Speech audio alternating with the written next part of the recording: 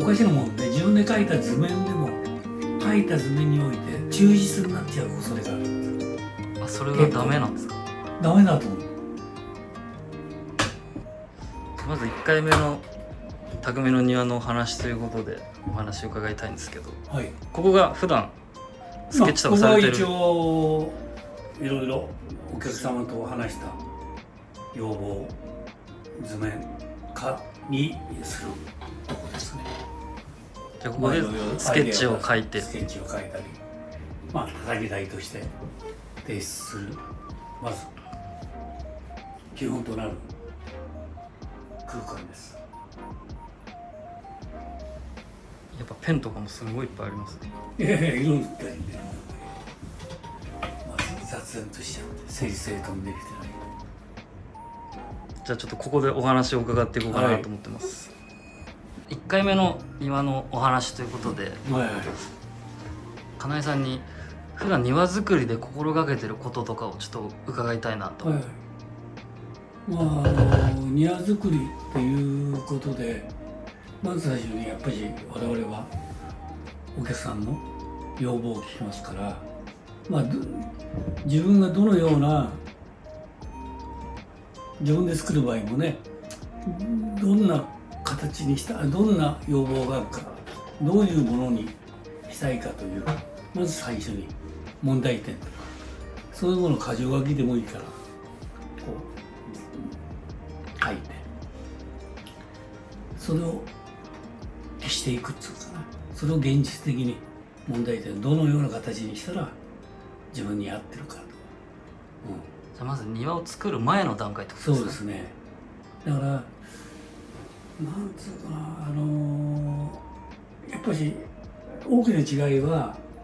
自分がずっとそこに住んでて気がついた、問題点、不便さを感じてて形に持っていけないっていう部分、そこからが大体お客さんなんです。で我々としてはそこで現場初めてお伺いして問題整理をいろいろお客さんの要望を聞きます。聞いた時に私たちは初めてその現場に立った時点で先入観がないんで、だから要望を聞いた時に、あ、この空間を、お客さんの要望自体を聞いた時に、じゃあここをこうすればいいんじゃないですかっていうのをとっさに出るわけです。今まで、まあ、それはいろいろ長年の経験も加味した上なんですけども、そうすると往々にして、あ、お客さんはそうねっていう気がつくんです。まあこれはもう一般的にリメイクなんかの場合は今までの情景が頭に入っちゃって、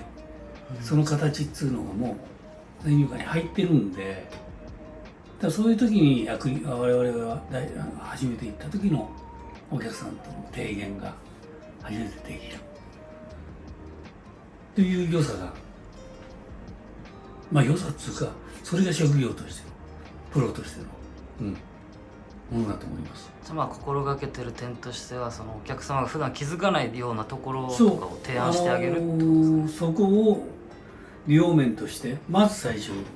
例えば壊してとかね、お客様の要望を言えばそれを壊さなきゃダメだっていうものもありますけども、だけど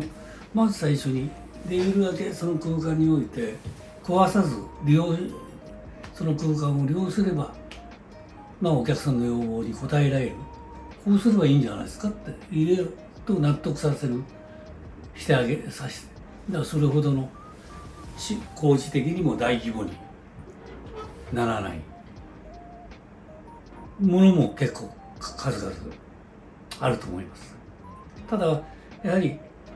やっぱりお客さんの要望をそのまま鵜呑みにしてその敷地を考えるとやっぱり壊しちゃう。それはやはりまあ若い時においてはそうですけども、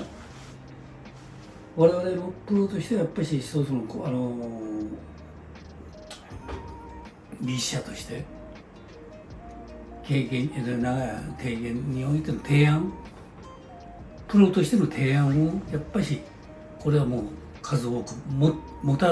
ていかないといけない、その懐を持っていかないといけないとは思います。だからそうですね、半分ぐらいはやっぱりそういう形で変わってきますもんね。新築で何もないとこフラットでこうやってこういうのは全部構築していけば済むことなんですけども、リメイクの場合は意外と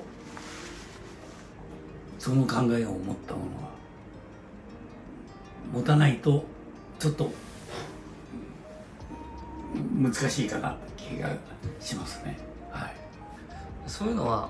最初にお客様のお庭に現地調査行った時にそう提案したりする。そうです。もう言っちゃい、もうほとんど出ちゃいます。私の場合はもう最初に現場立った時にわっとこう、それが一番私としては大事にしてるんですよね。最初のイメージで。その現場に立った時のその周りの状況、環境、その空間に立った時にお客さんの要望と照らし合わせた形で、大体がそうですね、そのもう現場に行った時にもうまず最初に大体決まっちゃいますね。じゃあそのひらめきっつうかなんかそのひらめきをイメージスケッチに移す。そうで、あとは色合い、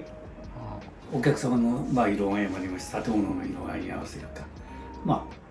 使う素材関係もそれに合わせていくとか、そこでだけど基本的な地割りっつうんですけども、そのあれは本当にそうですね、とにかく現場に立たない、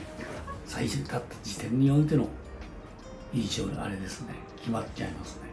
じゃあ写真だけじゃちょっと判断できないって感じなんですかね。だから写真だけ、ちょうど時と場合によってはそうやってせざるを得ない、現場行けないで、スタッフに写真撮ってもらって、でお客さんの要望だから、こういうこともあるんですよ。こんなお客さんの前では言えないことなんですけど、結構お客様に要望言ってください、いっぱい言いますよね。そうすると細かい受け取り方ですけど、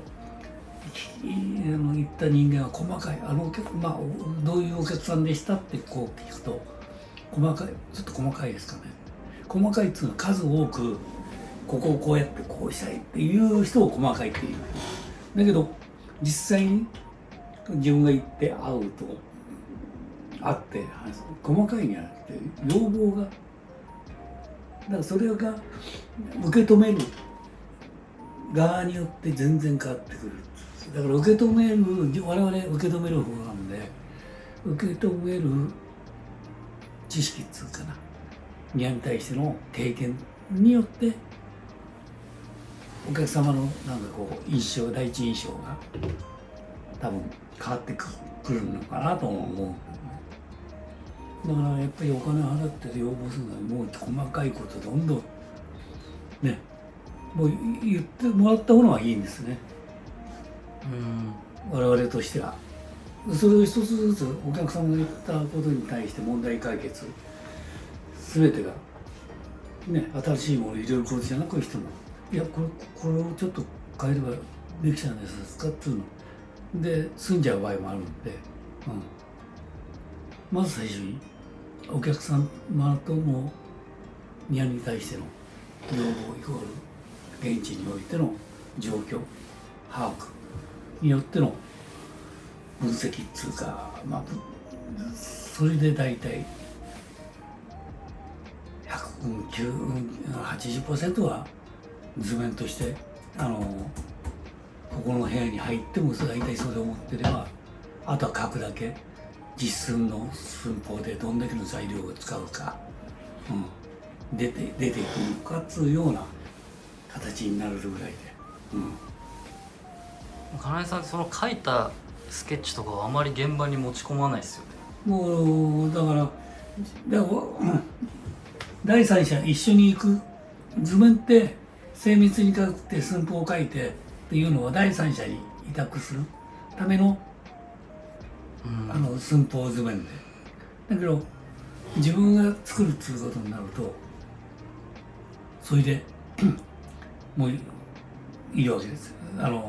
でおかしなもんで自分で描いた図面でも描いた図面において忠実になっちゃう恐れがあるんです。あ、それがダメなんですか？ダメだと思う。あだからやはり現場で何が起きるか分かんない。掘った地点。まあだから現場調査っつうのがそんなに私時間をかけない。あまり。まあかける人もいます。実際に現場行って一日測量して全部高さを当たって何々つう形を取りますけども、私はあんまりもう建物ができて道路の高低差があってでなんか現状のブロック塀がなんだなってとかいうものであれば大体の高さがもうそのアバウトでも大体の分かるんで、だから現場は一応いかにこうお客様が図面としてイメージ的にお客さんのイメージがこう言ったイメなんだっけ望んでいるものが図面パーツ的に描いてあげられる場面だけ写真を撮るっつうかな、それで描いてこんなとこがこうなりますっていうような違い性の写真がパーツっつうか図面が多いですね。で先ほど今言った持っていかないっつうのはもう一回図面自分で描いた時点で大体もう自分で作業最初からもう一回経験しちゃうんですよ。あ、頭の中でもう一回もう作業してこうやってずって最初から敷地図面描いてそこで平面図を落としてこうやって描いてるともうどういう段取りでやってどうやってっていうのはもう肯定的にだからそれが一人の場合自分でたった一人でやる場合あとスタッフがいて何人かでやる場合にじゃあこことここそういうような形であくまでも人にもう経験してもう図面描くことがとにかくもう一回自分の頭の中でイマジネーションで経験するっつうの役に立つ方法でもある。だから図面を描くんであって、人に伝えるためのものというか。そうです。だから人に伝えるもののための図面はありますけどそれはもう寸法よく描く第三者に委ねて作ってもらう場合にはまあ寸法描かないとね。だけど自分の時にはもう寸法はスタッフがいますから寸法はある程度描きますけど、だけどできるだけ元々いつも現場に行った時の状況に応じて何がこうあった時にも寸法を変えるで変えて変化をさせることによってそこでまた新しいデザイン自分が考えなかったちょっと面白い意地悪になったりはしますんで、なんかそれがまあ基本的に建物と違ってそこが庭の良さ庭の作る楽しさでもと思いますよ。もう花から日本庭園なんて日本自然素材を使ってきたねあれなんかっつってまた生き物を使って植物があって成長はするわ石なんていくら図面に書いたって同じ石は一つもないんだしある程度大まかな形構成でそのぐらいの感覚でいいと思ってるんですよね。だからお客さんに伝える時もそういう感じですかね。ですからあんまり寸法のある素材はあんまり選ばないっていう感じがありますね。タイルとかタイルでも若干違う場合もありますけどそうなるともうピシッと